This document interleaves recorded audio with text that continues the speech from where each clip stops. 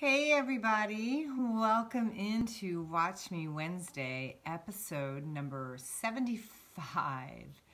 I hope you all had a great weekend.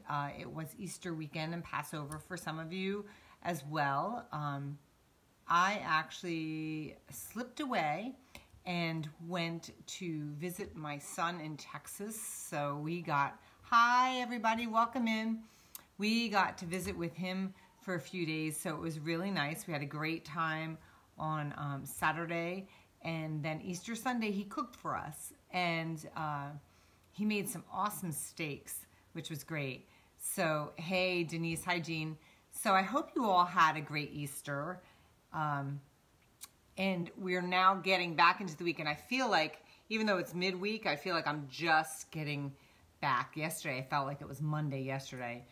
But anyway, it is hump day, and hump day, you know, is Watch Me Wednesday, and I am going to be showing you how to do some curved piecing with a technique that I use, and I hope that you like it. I have a video on my YouTube channel that's been watched many times. I produced it years ago, and it's probably one of the first videos I have on my YouTube channel, and it's been watched a lot, but I thought that there's a lot of new people that are joining me and haven't seen me do the technique or haven't taken a class from me. So I thought that I would show you all how to do the curved piecing technique. And I have a couple examples here too. Hey Julie, how are you? So that's what we're gonna do today. So if you wanna hit the share button, that would be awesome, because I'm sure a lot of people who are afraid to tackle a curve might want to know this technique, and even if they're not afraid to tackle it, it might be something new that they are unaware of and maybe want to try it. So hit the share button, let's share the love, and let's get started. Okay, it's going to be actually a two-part series, because next week I'm going to show you this is pretty much the same technique, but I'm going to show you how to do it if you're a paper piecer as well. So if you're into, especially Judy Niemeyer paper piecing, you might want to take a look at. I'm going to do that. Oh no, I won't be doing it next week, only because I won't be here. So I should remind you, next week I won't be here, but it'll be the week after. Next week I am teaching with my fellow certified instructor, Eileen Urbanik, in Dallas, Texas. I am doing a week-long retreat with her there, and it's going to be a lot of fun. So I don't know if any of you that are watching are going to be at that retreat, but I'm going to have a great time. I'm leaving Sunday to go teach with her, and won't be here for next Watch Me Wednesday. So come in next week, the week after. So anyway, so let me show you what I'm gonna work on today. Two different kind of curves. They kind of look like, one looks like a drunkard's path, but it's not. But it's really the same method and all. And the other one is a drunkard's path. So go ahead and, oh, you can't hear, Deb? I would say turn up your volume. There should be like a little volume button. Who else can't hear me? Raise your hand if you can't hear me, because on my side, everything's working okay. Anyway. So the first one that I'm going to show you is, it is a drunkard's path block. And this one is from my Proud Mary Quilt in my book, Splash of Color. So for those of you who are not familiar with my book, here's my book. And it's from, I'll show you the whole quilt. And it's one of my most popular classes, by the way. So there's my Proud Mary quilt. Okay. So it is a version of a drunkard's path, because I insert a strip of color in there, if you will. And then this is the alternate version, which my friend Sally Murray made. So that is the drunkard's path block that I'm going to show you. So essentially, I have two completed blocks here. Okay. These were leftovers. Oh, thank you, Alva. I'm glad you like the book. Awesome. So these are two completed blocks. And then I started a Proud Mary quilt with my Fresh Pickins fabric line. which I had on my design wall for a while. I just got to piece it all together. But this is a block. I'm going to show you how to get that curve together. The other one that I'm going to show you is, like I said, it looks like from a distance that it might be a Drunkard's Path block, but it's not. It also is another quilt in my book, and I have two patterns that go along this too. Hi, Amy. Thank you. I'm glad you're here. So the other one that I'm going to show you is from my lava lamps quilt in my book. It looks like a Drunkard's Path, but it's not. Now, if you're wondering too, by the way, if you have to have special rulers, you really don't, because I provide templates for the Proud Mary in the book, and I also provide templates for the lava lamps. And here's the alternate lava lamps quilt as well. My friend Caroline made that, and there are the templates you can see. But if you do like rulers, I do have a template set which I used called Links and Curves. So the other two patterns that the template set goes with are these two. So you may have seen me show them before. So Link 'em Up uses the same template as the lava lamps. So does Slice of Pie. Now, if you're wondering, gee, if I just buy the pattern, do I get the templates? Yes, you do. Look.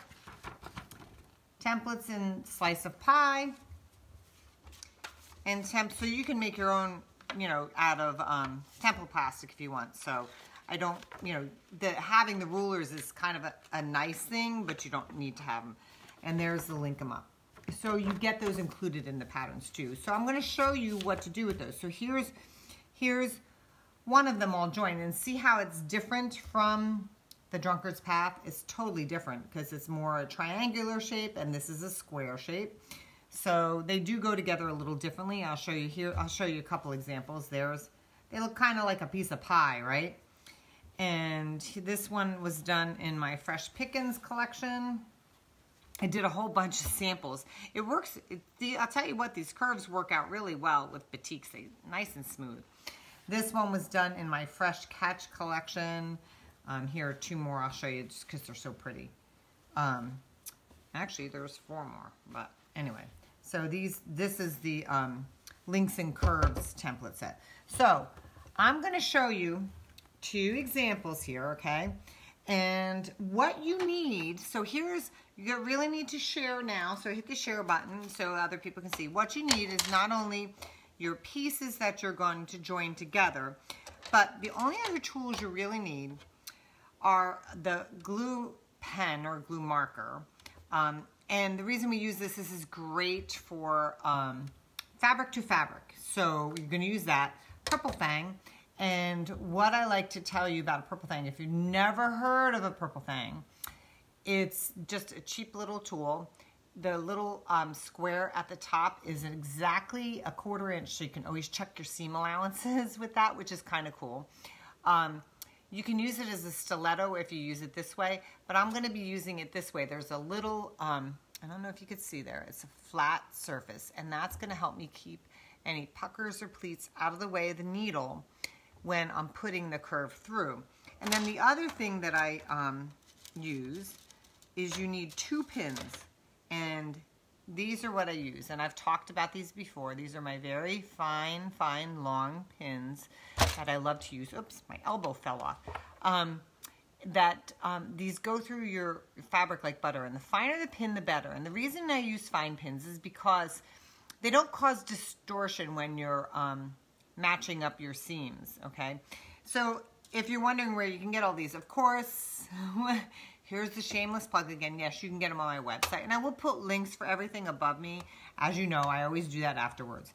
So I'm going to turn the camera down, and I'm going to show you how to get these set up so that you can go ahead and curve piece them in your machine. It's really super simple, okay? So let me turn the camera down so you can watch what I'm doing, okay? So let's do the Drunkard's Path one first, okay? So the important thing here, and I'm going to try and get myself situated a little closer. The important thing here is that I always want to keep one piece down on a hard surface.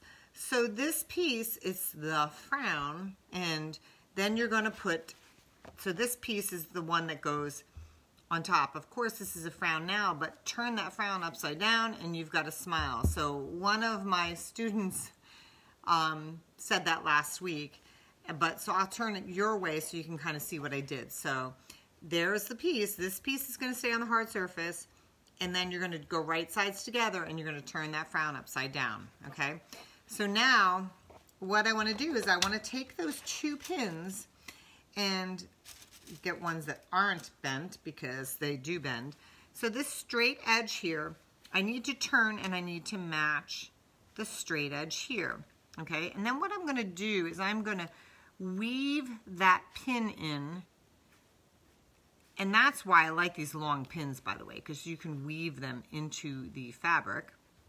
Hang on, there we go. And I'm going to show you this up close. You're going to weave it into the one side, then you're going to take this side and you're going to turn it around to here, to that straight edge, and you're going to take another pin. So you're matching that top edge here and the side edge, and you're going to weave that pin in. And you're going to see how close I get these to the edge. That's important because you don't want your fabric flapping around on the edges or the tops. Now see how close that is to the edge, and see how I wove that in, and can you see how the fabric matches at the top and at the side? And it's the same on both. Now you'll also notice I did not have to find the middle of either, because my piece was cut accurately. Now the next thing I'm going to do is I'm going to take my glue pen. I got a little fabric in there. It's tacky enough that it's all I need. So I'm going to have the one piece, like I said, down here on a hard surface. So that's not moving. I'm going to take my glue pen and I'll put a couple dabs of glue inside the seam allowance, and I'm just going to press, matching the seams, press that top piece of fabric in there, and I'm just going to go around slowly.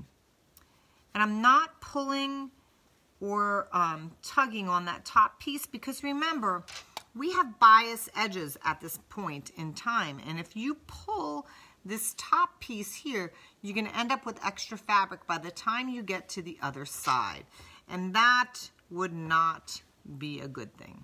Okay, so all I'm doing is carefully matching my edges. Okay, just going along here little at a time.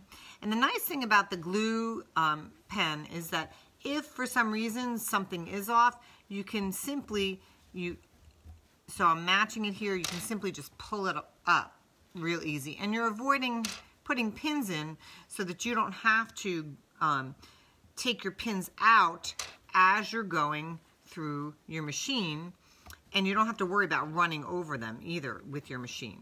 Okay, so I'm going to show you this one. I want to match a little better. I didn't get it quite matched. I'm a little stickler with that. Okay, so here now it's all ready to go to my sewing machine. See how nicely it's matched up? So what I like to do is, if I have a lot of curves that I have to do, this is something that I can do like while I'm sitting watching TV. I can set them all up and then I can chain piece them. Now I'm going to show you with the one that kind of looks like a drunkard's path, but isn't quite a drunkard's path.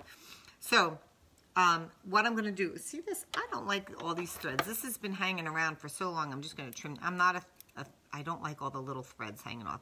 And that's one of the things about just regular old cotton prints. They tend to fray a little bit, but that's me. I'm giving it a little haircut just because. Okay, so now I'm going to do the same exact thing. I'm taking, that's my frown, and I'm taking my frown here, but I'm turning it upside down to make it a smile. Okay, so you see what I did there. Now I got to turn it towards me because I need to match my straight edges. So I'm going to take that straight edge, and I'm going to do the same thing I did before. I'm going to take a pin, and I'm going to weave it in there super, super close to the edge and super close to the top, because this prevents, when you weave the pen in there, when you weave the pin in, it actually prevents your block from skewing. Did you ever have a block where you've put together and then when you press it open, you, it kind of is little cattywampus a little bit, kind of almost in like a V shape? I'll show you again once I get this through. This prevents that from happening. Okay, so this is all woven in there. So see how close again that is? Woven in, my edge is even here and edge with the top, okay? Now my frown is down there on the hard surface. Again, I'm gonna take my glue pen. Whoops, there goes the cap. By the way, the glue pen will dry up fast, so when you're done using it, always cap it. And again, all I'm doing here is slowly putting the glue inside the seam allowance. And a lot of people ask me, well, what's that going to do to your needle? Nothing, because it's inside your seam allowance. You're not going to be sewing over the glue or I should say into the glue. You're not going to be sewing into the glue because you're putting the glue inside the seam allowance, okay? You're not putting it any farther than that. And once the glue is dry, if you say you set up a bunch of curves and you're like, well, you know what, I want to change out a piece or whatever because I don't like the way that fabric matches with the other fabric. To release the glue, once it's dried, all you have to do is, what I do is I put a little bit of water on my finger and I just tap, tap, tap it. That's it. And the water releases the glue because the glue is water soluble, okay? So, and also, this one, the one that I sell on my website's Fons and Porters, but Soline makes them, Avery makes them, Bowen makes them, and all the pens are exactly the same, and they are refillable. All you do is twist it up to get the glue up when you're done. I see this is a new one I just put in the other day. And then it just pops off like that, and then you pop a new one on, and then just retract it back down into the glue pen. Okay, and I have the refills as well. But it's an awesome tool. It takes the place of pins in a lot of different places in sewing. All right, so now that I've showed you how to do that, you've got your curve set up. I'm going to show you how to piece those curves. All right, so I'm going to bring you over to the sewing machine, and I'm going to hope that you can all see. Let's see. And we are going to get started with this one here. So, ooh, I forgot my thread. I had to take my thread out of my machine because my quilt inspector #1, who happens to be in the room here right now, he is a thread chewer, and I cannot keep my thread out at any time. Ooh, and I need to change my foot out too. I forgot. I was doing paper piecing this morning, and I actually used the A foot on the machine, and because I like to see the line a little bit better. So let me grab the 1/4 inch foot. So this is a good way to learn about what you're going to how you're going to set up your machine. So I use my Aurifil 50 weight thread to set it up because it's great piecing thread. And then it's same in the bobbin. I have a single hole. There is my. He just popped up because he saw me put the thread in here. You need to lay down, Mr. Quilt Inspector. I have the 1/4 inch foot. I have a Microtex 7010 needle, and I have my Aurifil thread. And you need to sit down, big guy. So you might get to see the big guy soon here. So what we're going to do is we're going to go ahead and sew that, and we're going to put the bulky side up because I am going to be using the purple Thang to push any bulk out of the way. You have more control over that way. And you're also going to set your machine at a 2.0 stitch length, okay? So, and I also like to have needle down. Oops, I had it in the down position.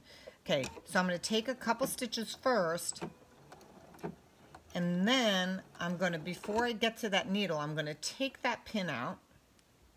Okay, and now I'm just simply going to have the purple Thang in front of me, and I'm sewing this at 1/4 inch. It's just in front of the